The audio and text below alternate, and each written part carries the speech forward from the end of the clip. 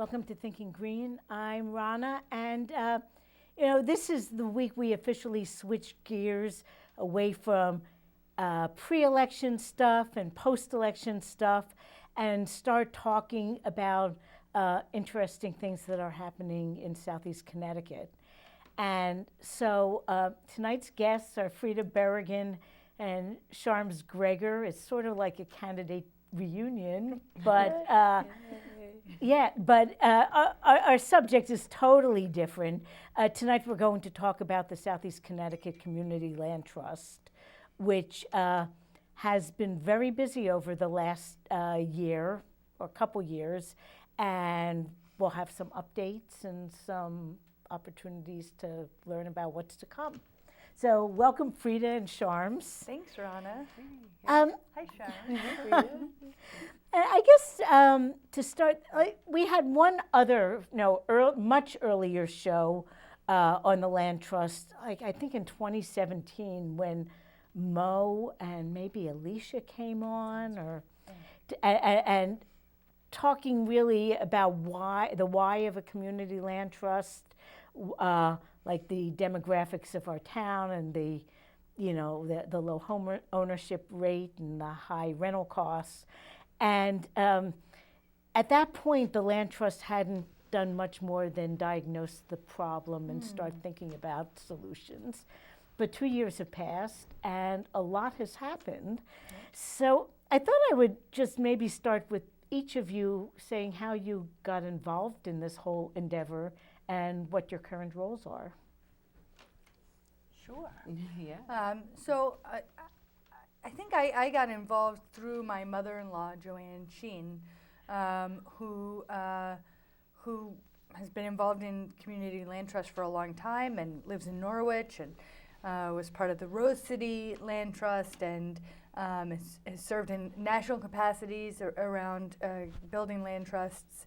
And she, for a number of years has said New London's kind of ripe for this kind of organizing.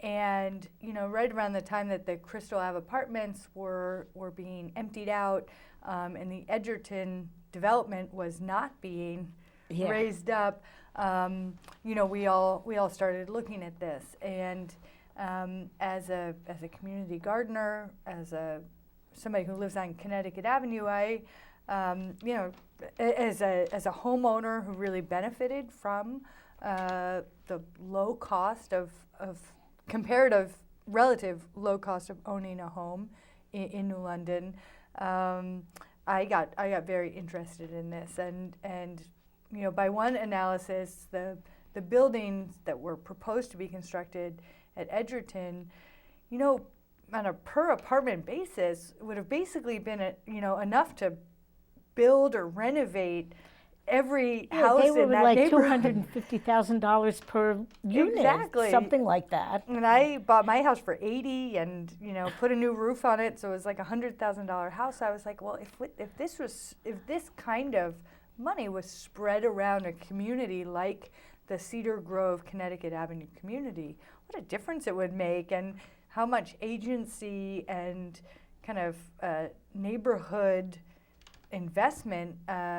Well, it would just be transformative for a kind of mixed income, kind of skewing poor neighborhood like the one I live in.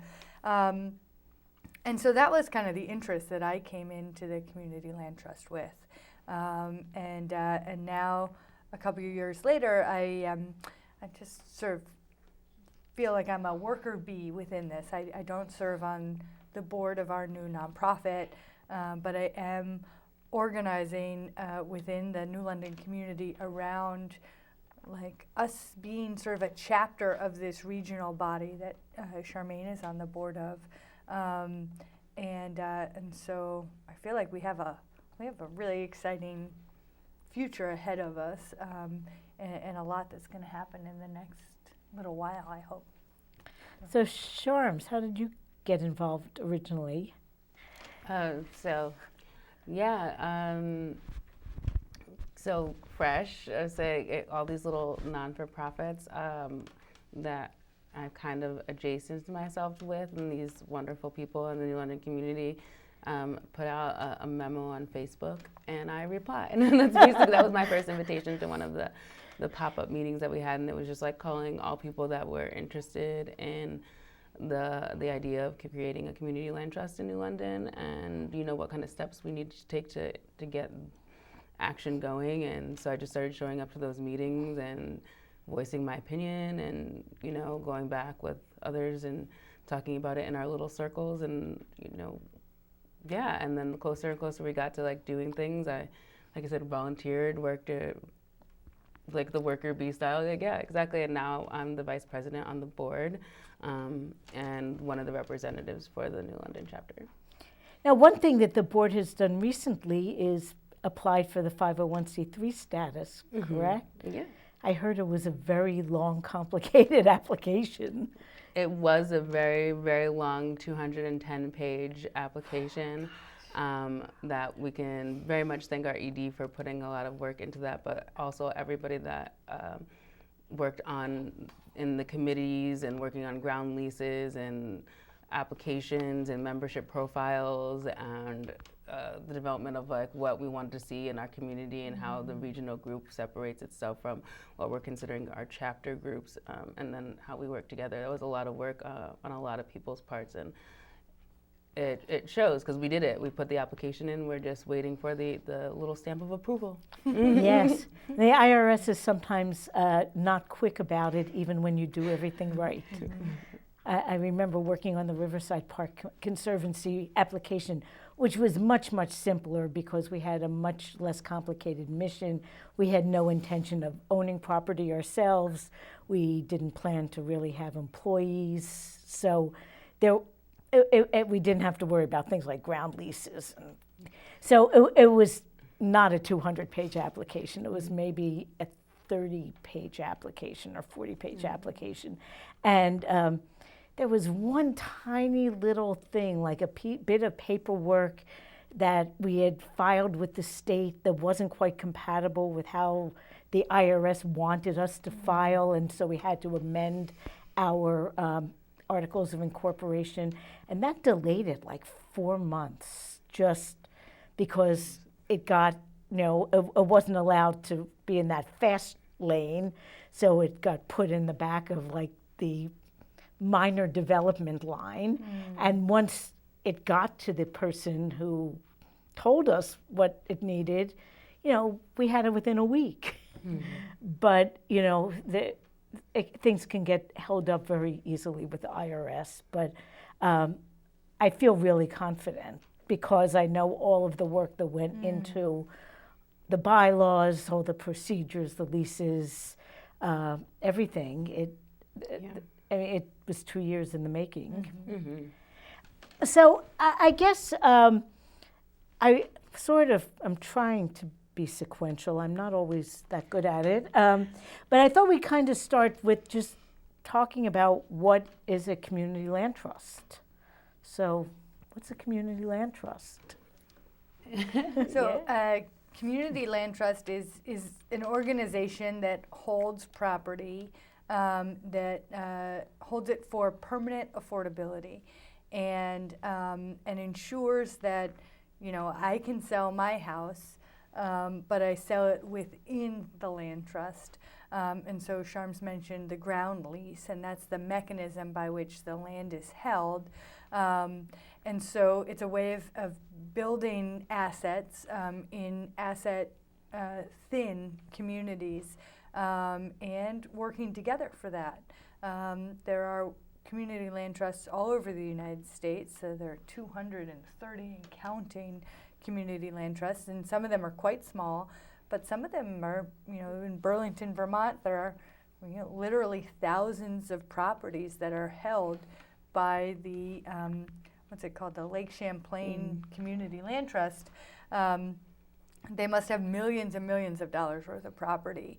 Everything from studio apartments to, homes and big community centers and former industrial converted spaces that are artist work, live spaces for, dozens of people.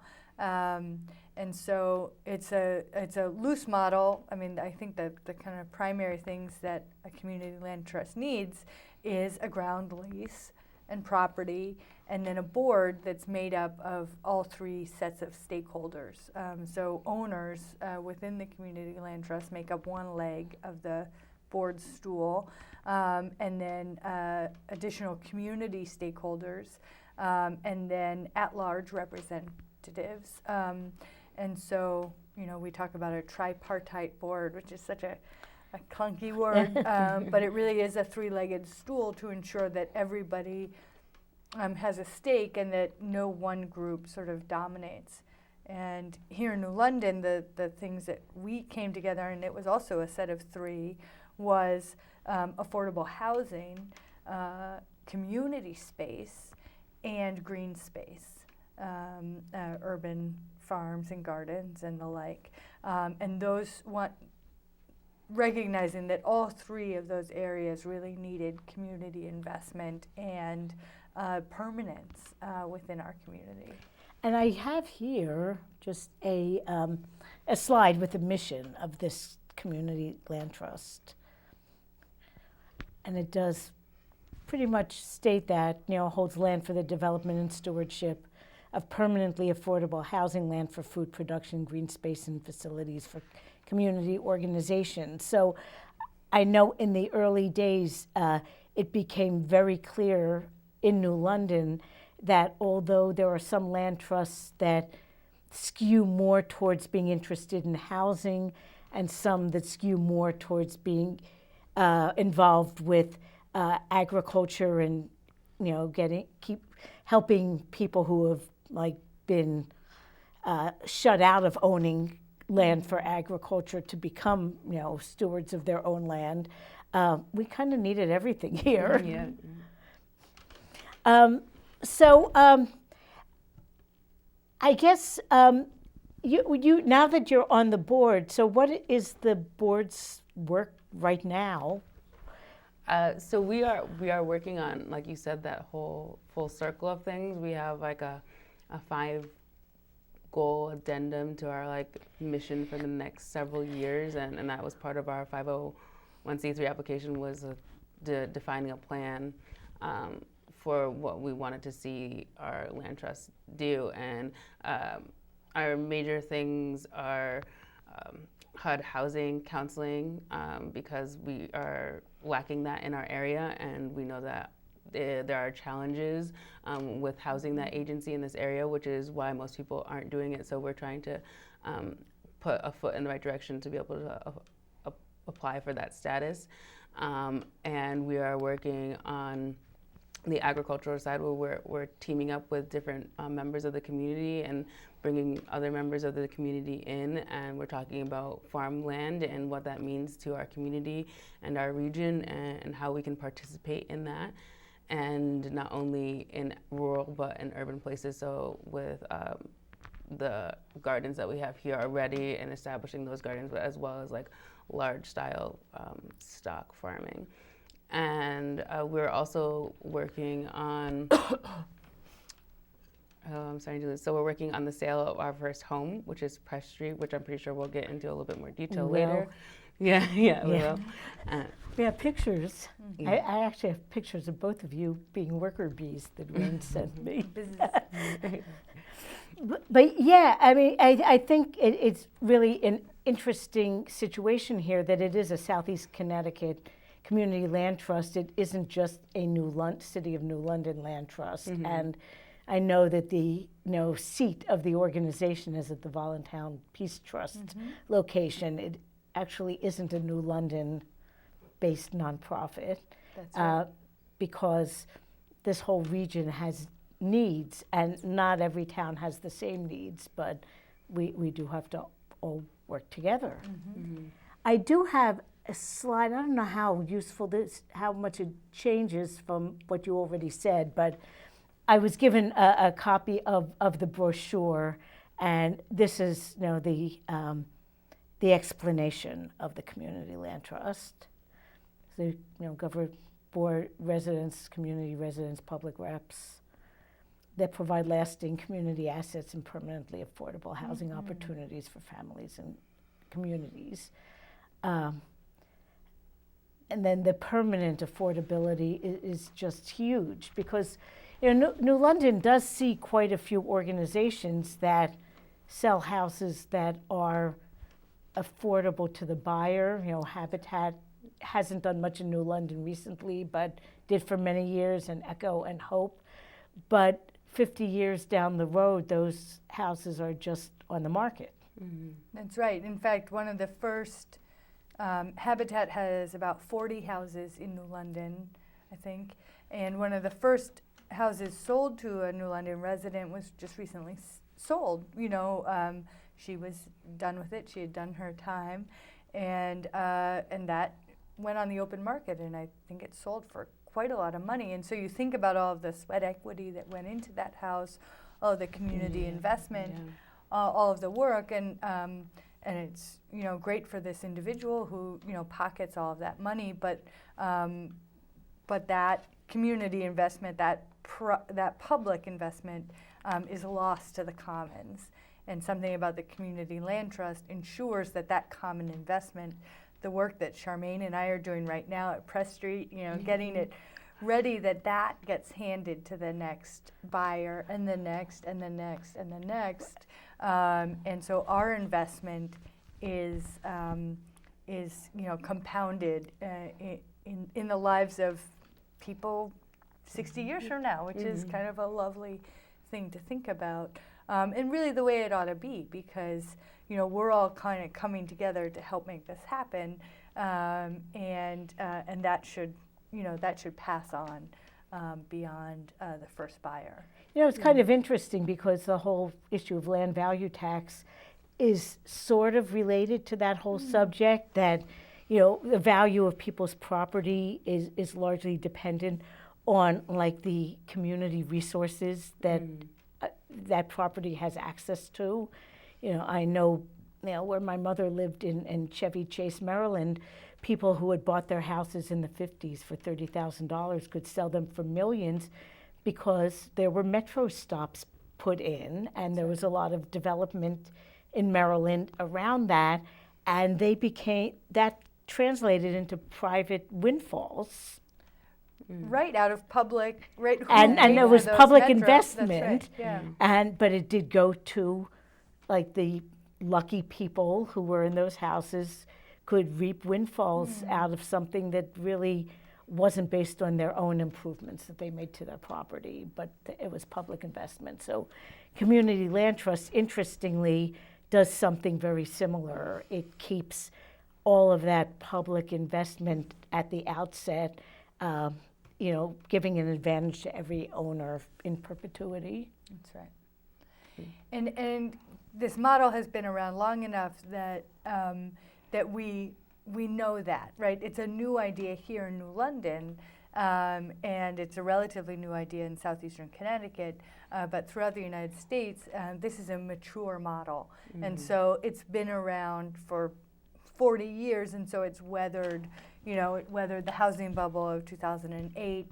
It weathered other financial kind of ups and downs in the market, and has come through it, kind of on a steady escalation that is kind of natural and reasonable, as opposed to these, peaks and valleys that we see in the housing market overall. I kind of remember from the show 2 years ago that there had been some research done, and during the whole foreclosure crisis, not many people who had purchased land trust houses had that problem of foreclosure. That's right. And the first slide on what is a community land trust was related more to housing. This is about the agricultural part of it, rural and agricultural projects, commercial spaces, rental and co-ops, urban green spaces. Now, Sharms, you recently went on a trip on behalf of the Land Trust, and the community land trust you visited was largely based on for agricultural reasons.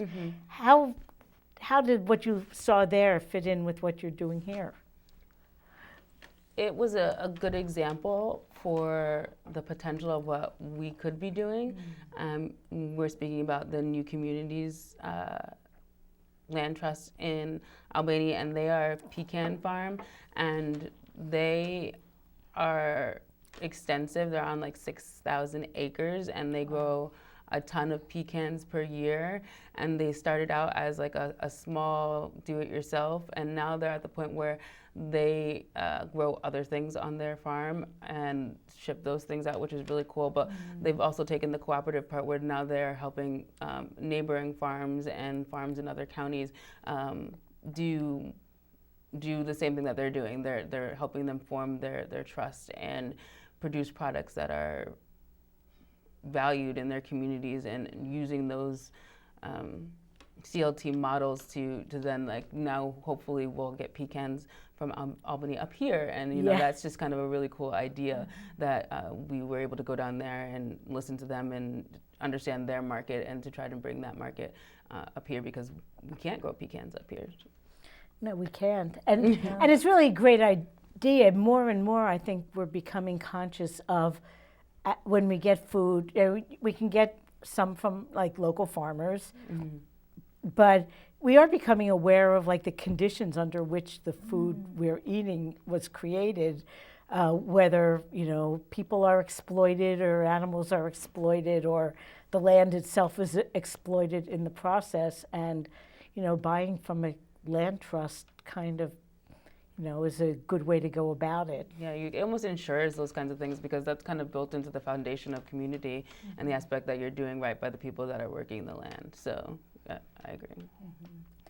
So the next bunch of slides I have really are about the first project, which I think was 198 Ledyard Street. Yeah. And I went to Google Street View, which is a little bit out of date, and that's what the lot looked like a year and a half ago. Sure. Yep. And it was not quite big enough to be buildable.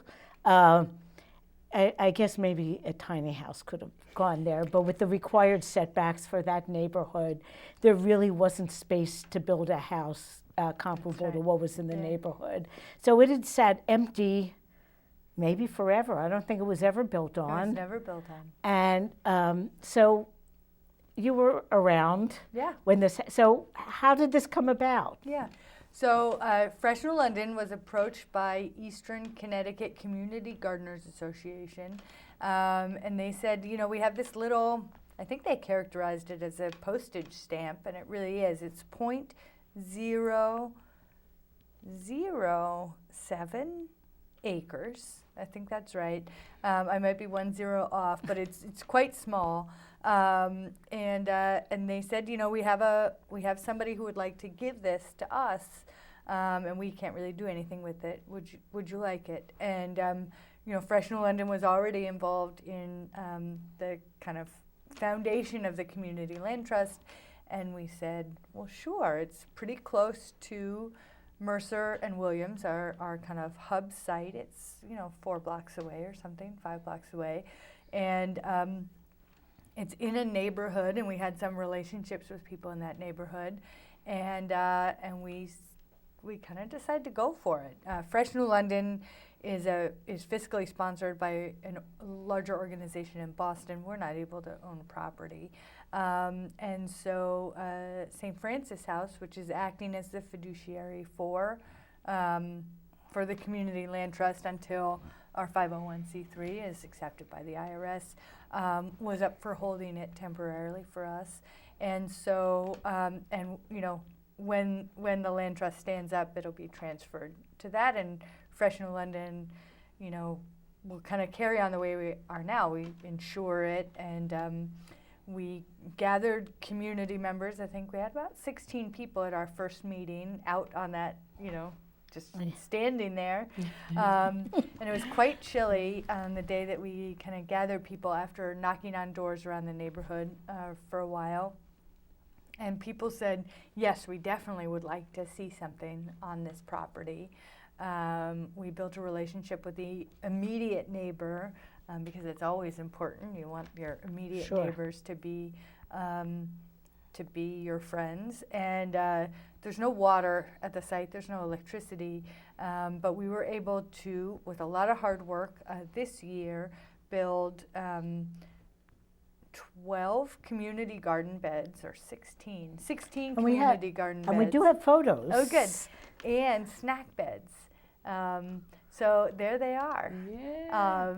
And that is a little kind of 3-season greenhouse that some community members built mostly out of found materials and erected there. And that's as we're filling all of those beds with soil. And those are the community beds. And those are the community beds. And we have some pictures that show the snack beds as well. Yeah, the snack And beds. maybe you can talk about like just the concept of snack beds. Yeah. So the idea of snack beds came out of this group that Fresh New London convened to develop a 5-year master plan for urban agriculture in New London. And at our first kind of convening meeting back in July of 2018, we just sort of brainstormed, kicked ideas around, imagined what an equitable and accessible food system in New London would look like. And one of the ideas that came up, somebody said, it would be great to have snack garden beds at bus stops in New London. And, it was just kind of this idea, right? Yeah, So, wait for the well, bus, pick a couple green beans. right? It would be You know, great. Yeah. It would be great. And some ideas that you have like that, they just kind of, sure, when cows fly, we'll do that. That's great. But this kind of, there was this immediate kind of electricity that came along with like a really good idea that is implementable, if that's a word. And so Fresh really took that idea on. And so as you can see from that slide you showed, we have, I think it's either 4 or 6 beds right along Ledyard Street, right on the sidewalk. And you can see community members planting them there. This is back in, May or June. I have a couple others that, Yeah. And we planted them with a Mexican sour gherkin cucumber, which the kids call mouse watermelon because they look like tiny little watermelons, and they're very sour. So those are there. You can just pop them right in your mouth. Cherry tomatoes, snacking sweet peppers, which are great for just passing by. And a couple other, I think some other. Or like peas, were they like the. There were the snap snow peas, Yeah. and then larger tomatoes. And next year, we really want to focus on strawberries, putting as many strawberries in those beds. So you can see young people there in front writing. When they finish it, it says Fresh Community Snack Beds, help yourself. And then we've put signs up that say help yourself or harvest me, cosechar, I think it is in Spanish, nos cosecharme or something. And so we have them there at Ledyard Street. And then Fresh New London also partnered with the Ledgelight Health District at 216 Broad Street, and we put in snack beds there too. And then we worked with the Caring for Creation Committee at St. James and put snack beds right in front of the Community Meal Center on Montauk. And so the idea is you're walking along or you're availing yourself of services at the Community Meal Center, or you're headed to the basketball courts at Bartlett Park, and you're just walking by and you're harvesting something to eat. And so this has been a really fun project. It's been very successful, and something that Fresh New London hopes to expand, next year and into the future. But Ledyard Street is the first piece of property that Fresh New London has ever kind of owned, right? All of our other properties are on, our city land, and so this has been a different relationship, and it's been a growing experience. A couple of times, the neighbor has said, "The grass is getting quite long," or who shovels, I wonder? And we've been like, oh yeah, we shovel, and we need to mow that grass. And so before the beds, now of course we're there all the time. But you know, it's a different, you know, we can't just say, hey city, come do this, you know. It really is us. And so we've been getting into that kind of community land trust mindset as we take care of this very small but significant property. So this year, you know, 5 or 6 families grew vegetables on that property, and we hope, you know, next year that even more will. We started kind of late. We have some fruit trees there and currant bushes, blueberry bushes. We have a big bed that we planted with garlic, so we'll be doing a garlic harvest this coming summer. And it was garlic, but scapes. Don't forget the scapes. Oh yeah. I have to tell you, about 3 years ago, I think I planted garlic at the Riverside Community Garden, and none of the other gardeners there had ever planted garlic. And we had extra, and we planted the extra in one of the common beds, and there were garlics for people, scapes for people to take home, and garlic. And now nearly every community gardener there has at least half a bed in garlic. Why because not? You know, you harvest it in June, and there's time to put squash and beans and some of the late stuff in afterwards. So you really can, you know, garlic does fantastically well in those rich raised beds. Yeah. So yeah, garlic is a really good thing. Not really the best for snack bed necessarily, but for many other uses. Now, this slide, you sent me this picture, and what am I looking at? You are looking at a rain catchment system there that happens to be held up by a small shed. We approached the city about putting water in at this site, and you know, because it is not city property, some of the benefits that Fresh New London has enjoyed in terms of, you know, honestly, assistance putting water in at McDonald Park or at the Mercer site really just weren't available to us here. And so putting a spigot in would have cost upwards of $10,000. So we said, no thanks.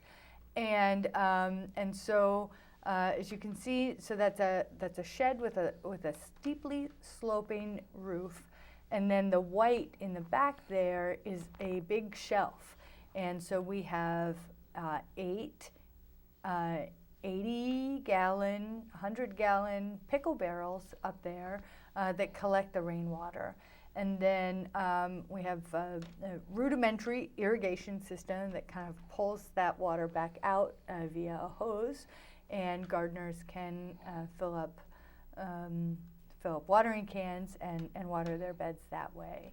And so that's how we'll have water there. Of course, that's not drinking water, but you know, honestly, nobody really drank water out of our city spigots anyway. And so when we have work days, we bring like a 5-gallon igloo and drink water that way. So this is an innovation. And it is sustainable. You know, at the Riverside Garden, we did hook up water, and we do pay the water bill, even though it's city property. Fresh helped pay for the installation. Right. You know, we felt like we had to at the time, but I'm looking at this, and we do have a storage shed. Yeah. Its roof on its own is not big enough to collect much water, but looking at this, it could support something that was a more of a catchment system. So this could inspire some improvements elsewhere. I'll put in a plug for Arthur Lerner, who designed and built with the help of our youth crew and some volunteers, built that system. And we're going to do something really similar over at McDonald Park. And we'll keep the city water, but you know, really only use it when we absolutely have to, and use rainwater, which isn't treated, and so is honestly better for the crops, and people water better, water in a more efficient way that the plants like when they're watering from a watering can as opposed to, spraying a big hose. So anyway. And this is the last slide of the beautiful sign. Yeah, thank you.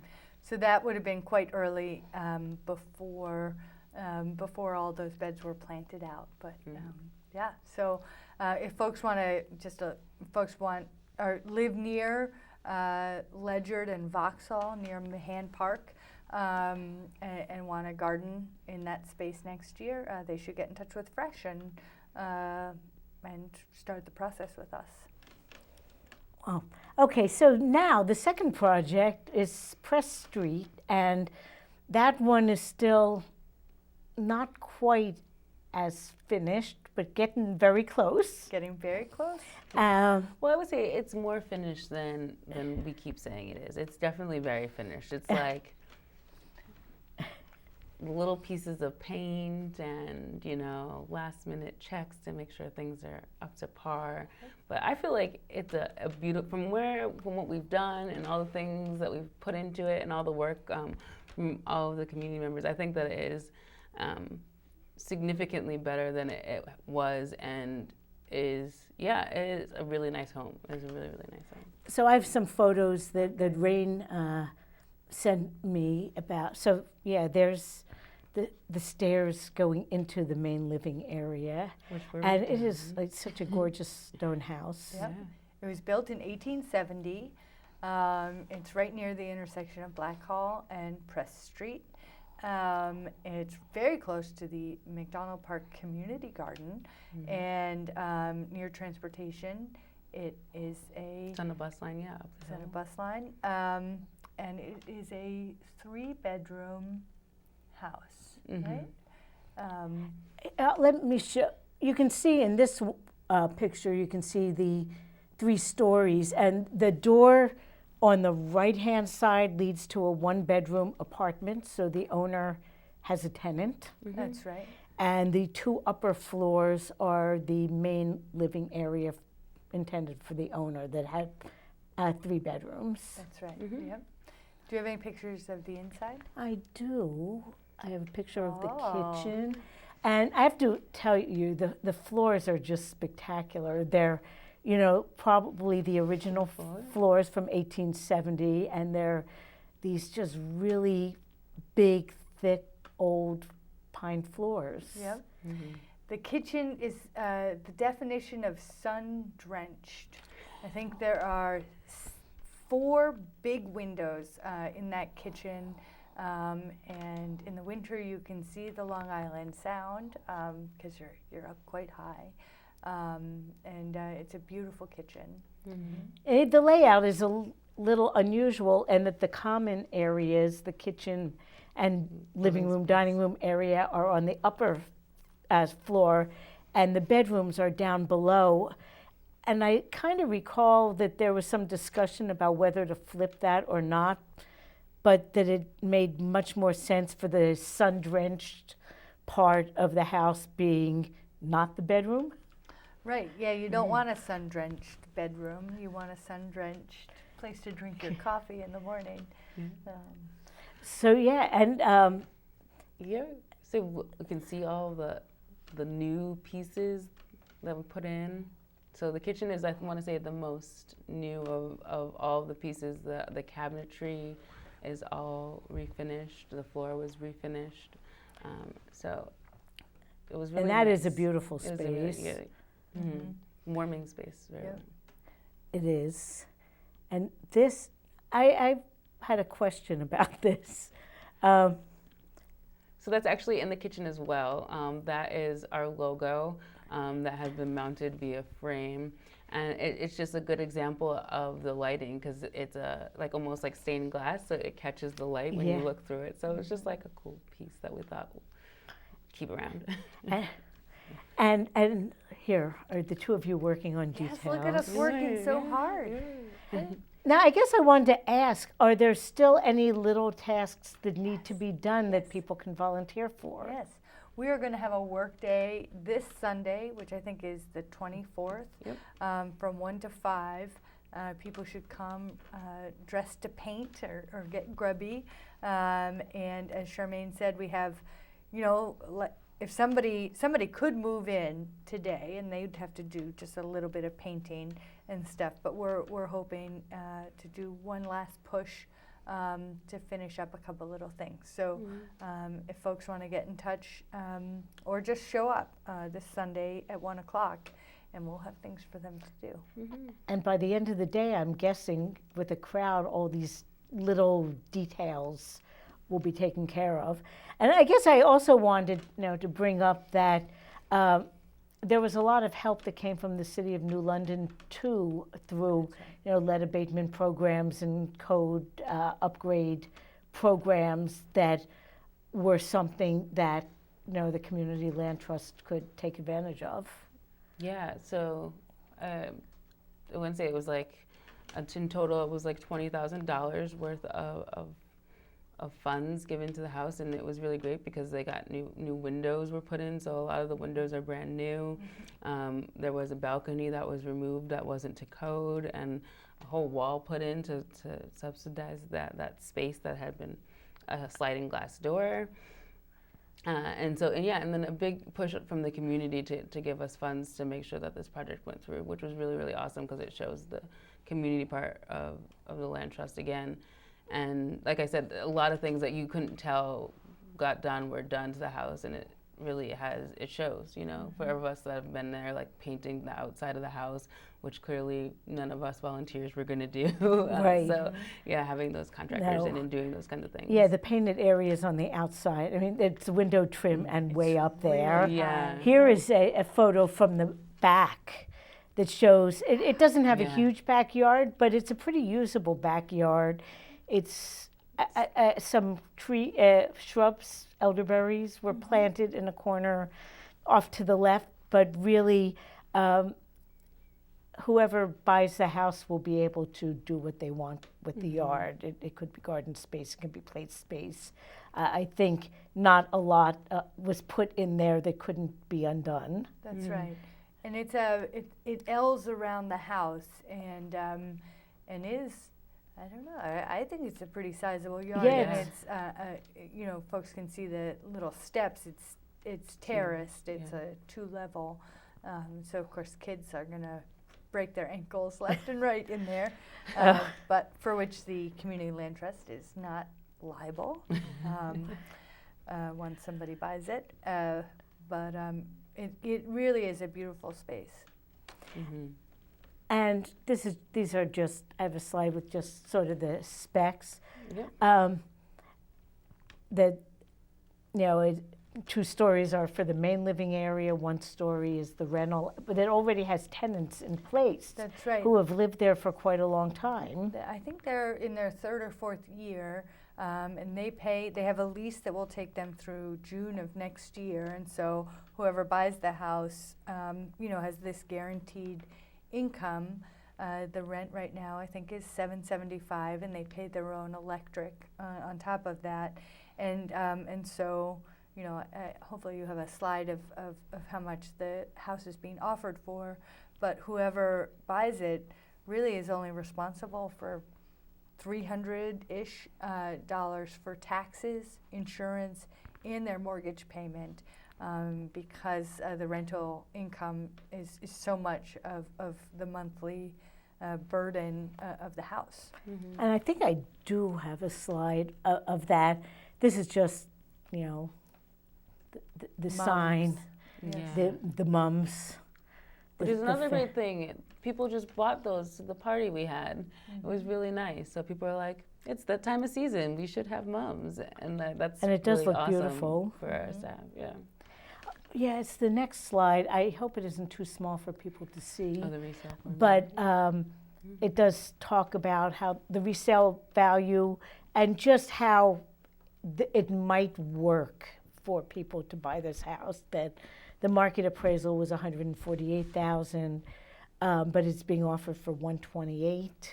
And just the hypothetical, if it goes up, the value goes up $20,000 in 7 years, and an owner wants to sell, how they don't get to take the whole windfall, but they get to take some of it with them.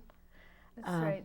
And maybe this is the time to just kind of pause and really think about that a little bit. I think some people might be put off by the idea that they can't kind of walk away with the windfall or see home ownership as kind of a lottery or a casino. You know, you play the market, and some people win and some people lose, and I might win, right? And if people want to kind of play that game, the Community Land Trust is not for them. But the Community Land Trust is really designed for somebody who has really never thought that they could own a house. Nope, I'm just going to have to pay $1,200 a month in rent here in New London for a place I can't paint, can't fix, and isn't painted and isn't fixed in a timely way for me. And I'm not going to put in permanent plantings or fixtures, invest in anything, making it customized for me. Right. I'm just going to kind of, live here and make the best of it, but pay $1,200, which is a lot of money, and so we really want to have been orienting our message to those folks, people who have been renting, have been just barely kind of piecing it together every month, and never really thought that home ownership was for them. And this home is for you. It is a solid house, a safe house, a lead abated house. It's a relatively efficient house in terms of the heat and the hot water.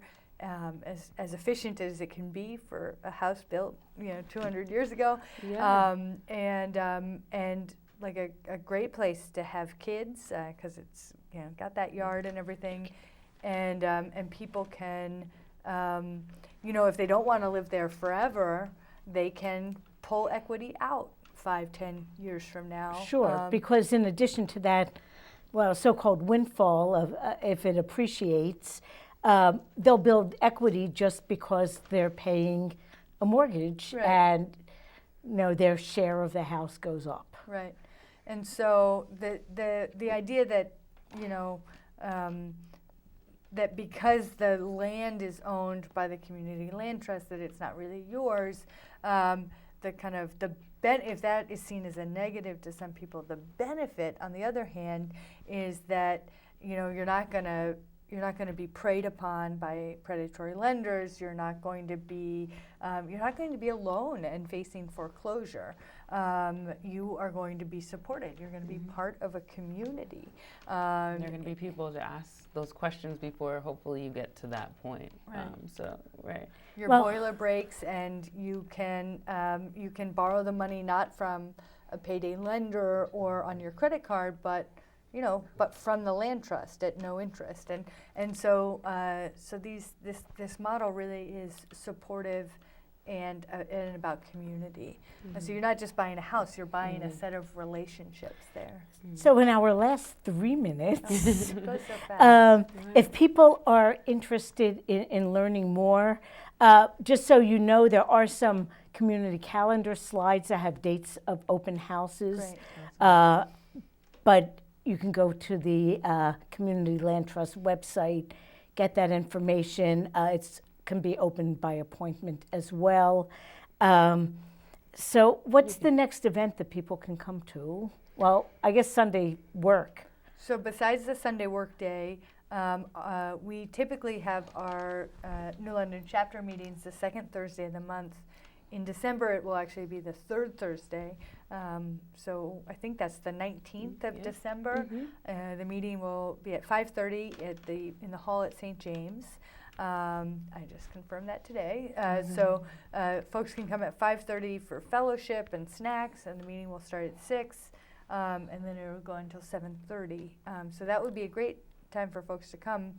But if you're interested in the house, really do avail yourself of the open houses because It's open pretty much every day. You can go, and except for Friday. And there is a deadline too. They want the applications in by December 11th, correct? Right. That is correct. So if anyone who is watching is interested in a tour of the house, or I had slides, but we kind of ran out of time, what the application process is, and it's not really complicated, but there are several steps.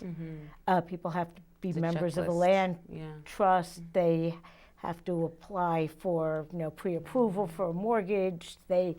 So there are some steps to be taken, but I recommend people show up on Sunday first thing, and I'm sure any questions anyone has when you come on Sunday can be answered on the spot. Sure. So thank You you. can also link us on our Facebook. Oh, we're true. super responsive to our Facebook page, so if you write us on there, one of us will respond. And I unfortunately, didn't show the slide that had all the contact info, but if you just look up Southeastern Connecticut Community Land Trust, you'll find it. We're the only one. Yes. And certainly probably the only one in Southeast Connecticut for now, but hopefully there will be more throughout the state. Well, thank you, Sharms, and thank you, Frida. Thank you. Next week, continuing to talk to people from important institutions in our town. We'll have a couple of people from the Public Library of New London next week to talk about all the services that that particular library provides to the community and the importance of libraries in general. So we'll see you then, and thanks again for coming on. Yeah, thank you. Thank you.